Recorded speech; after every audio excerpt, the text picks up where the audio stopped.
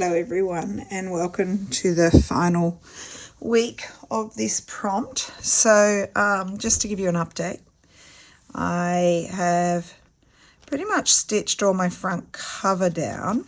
I just want to do a little bit more embellishing, so like some stitches around the Suffolk puffs. I'm thinking of doing some stitches over here, maybe a few highlights on the lace. I've got to stitch this down a bit better. It's not fully stitched. You can see that it's a bit separated.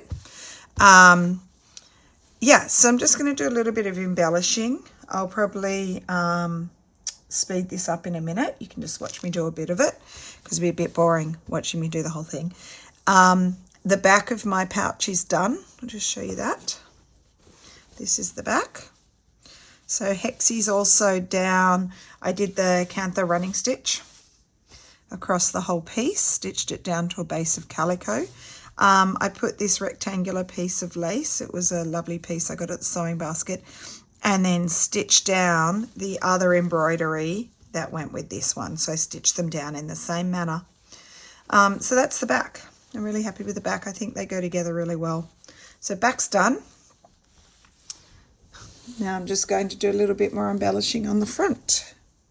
So I thought I'd do some running stitch in this lovely old green crochet cotton, which is a very similar green to that leaf embroidery part. So just some Cantha stitching.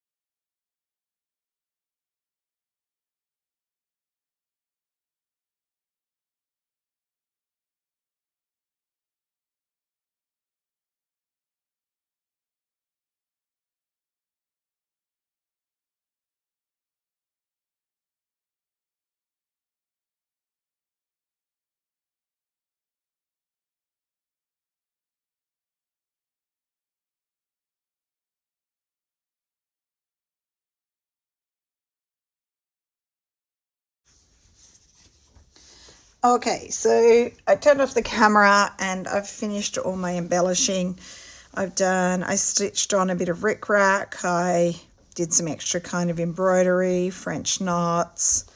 I've stitched around all my puffs and my hexie. A little bit of stitching here. Cantha stitched all of this. And a bit more Cantha stitching on here. So I think that my piece is ready to go. Now, I have to say that I am not, sorry, I'm just getting some clips. I am not an expert at putting in zippers. I'm following Beck's tutorial, which I've been copying in my description each week. And I've watched a few other videos on YouTube as well. And I'm going to do this with the sewing machine.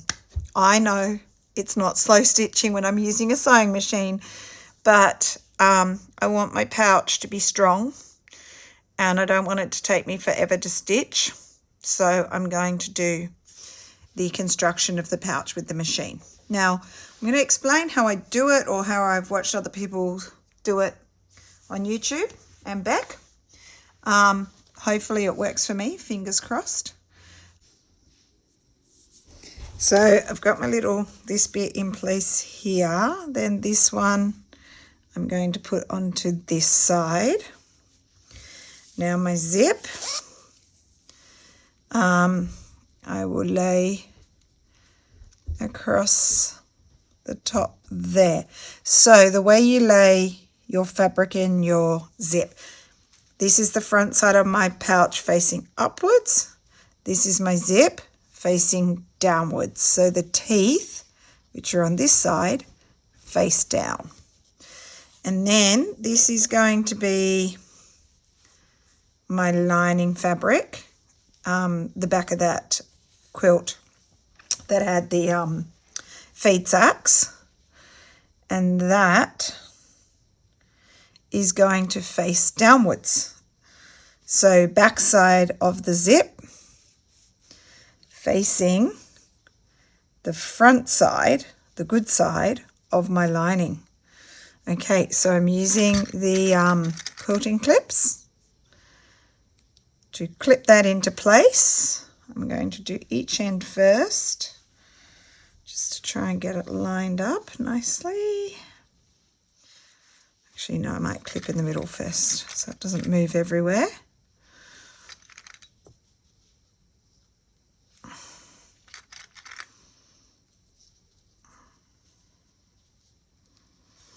And then just let me get this little side lined up.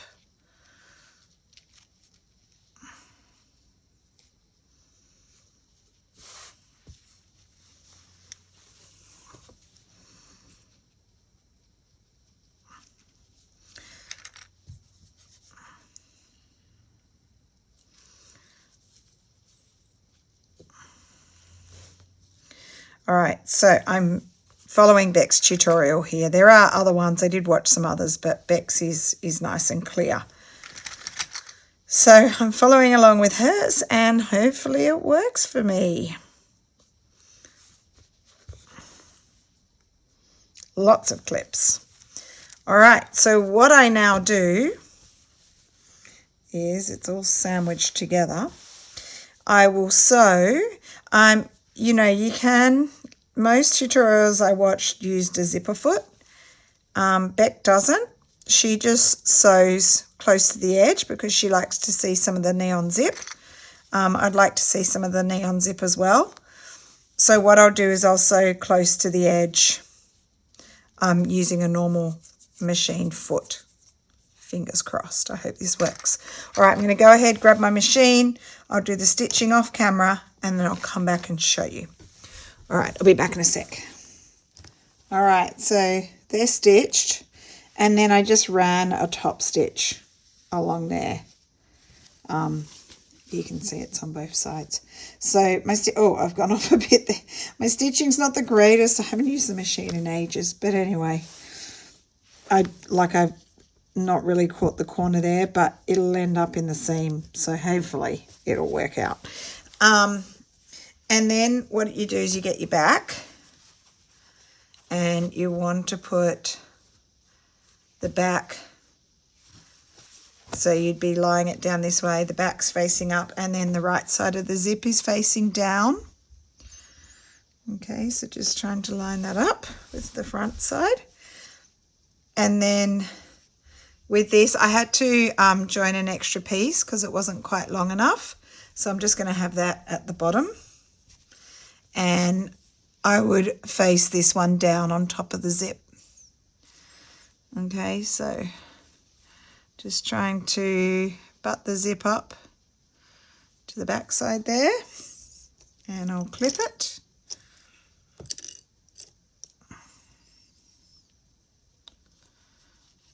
Okay, and then I'll butt it all up on this end.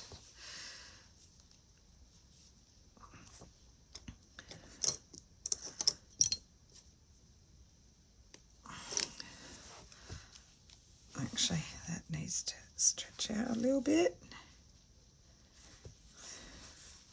And then I'll just put a few more clips in, a couple more clips to hold it.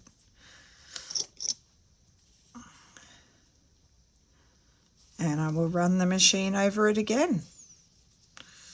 Hopefully it works. Okay, I'll be back in a sec. All right, so both sides stitched. I ended up taking off the little bits of fabric on each end because I didn't catch them quite right.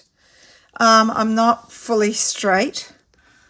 I'm just pulling out a few extra threads. I'll get them later so you can't see it, but I pulled that out because they're a bit crooked. But like, I'm not very good at this stuff. I haven't done it for a while. But anyway, I'm going to continue on and see if I can turn this into an okay looking pouch. Yeah, so the next step that Beck did, so I've got my inside pieces there. What you do is you fold them so your two insides are on one side and your good sides are on the outside. And she at this point pins, not clips. So she gets her corners, puts her corners together and pins. Okay, and then I'll come down to the other corner. I think the front cover's gone a little bit more narrow than the back cover, and that's probably because of all the stitching I've done on it. It does shrink.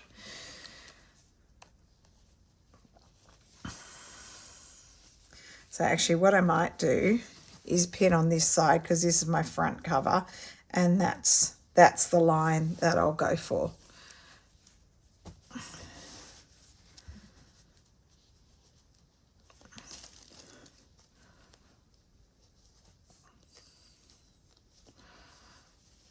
Okay, so pin down the sides.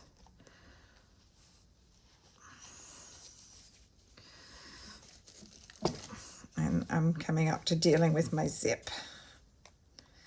Oh, and this was the point at which, I have to do it on that side, you have to open your zip.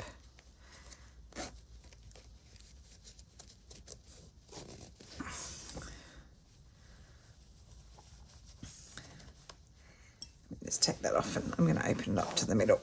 Now, I stitched these close together. I will cut off the excess after, just the way Beck did.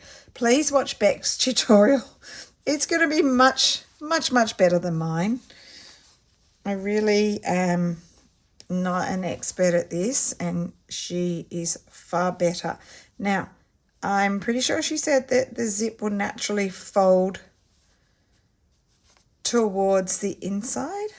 Hopefully that's correct. More pins.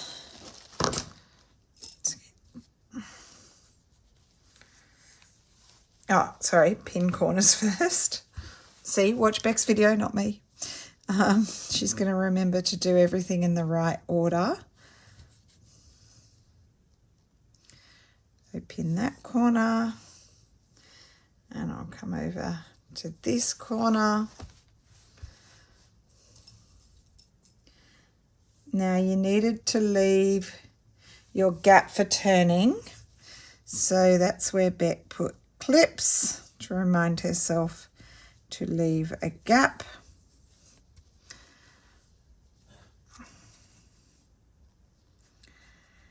Okay.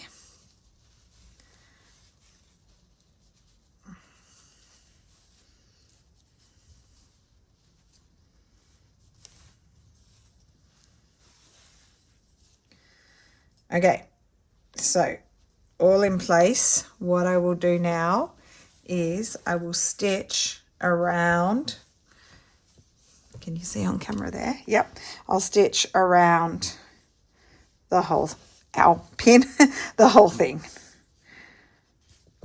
Okay, I'll be back in a second. Okay. Moment of truth. Okay, so I've gone round twice, leaving my gap down the end for the opening.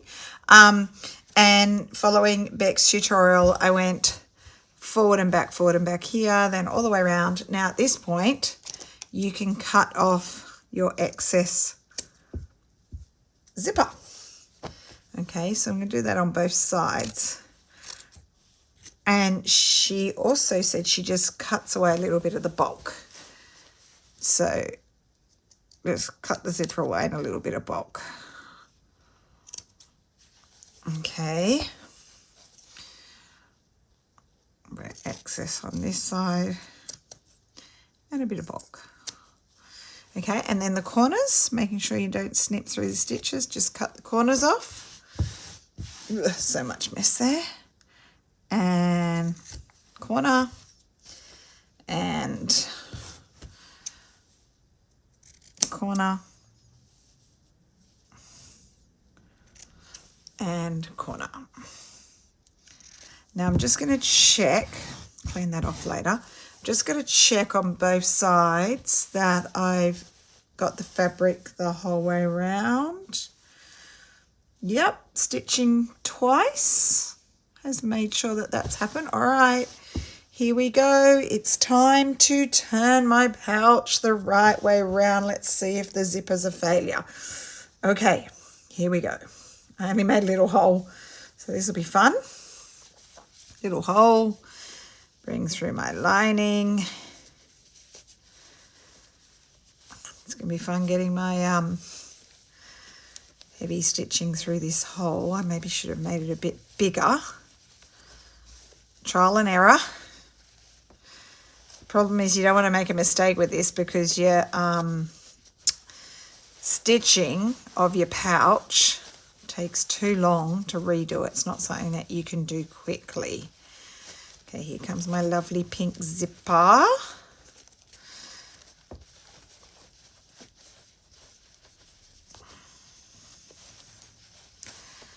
stitching is starting to wiggle through.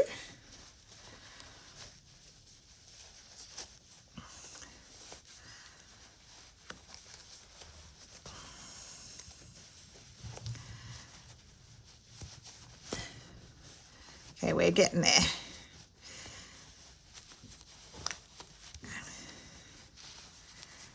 Okay, once it's all in there, that will now be easier. Okay, all the stitching's in there.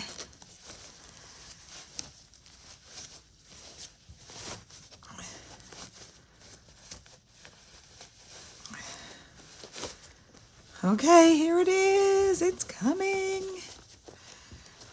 And you want to poke out your corners. I often use a chopstick.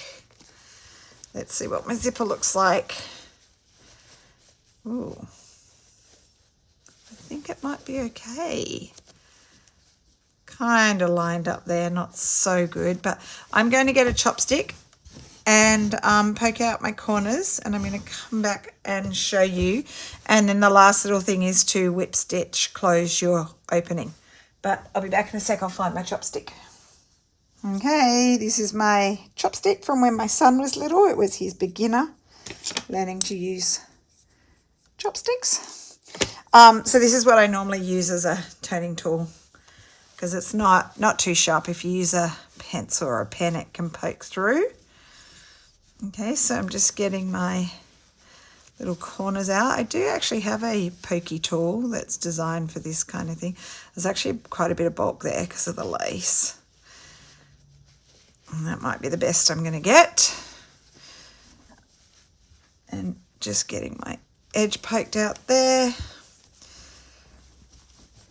And then my other edge over here. And if I just pop, let's open the zip right up. If I just pop the lining in, I'll stitch it up in a minute.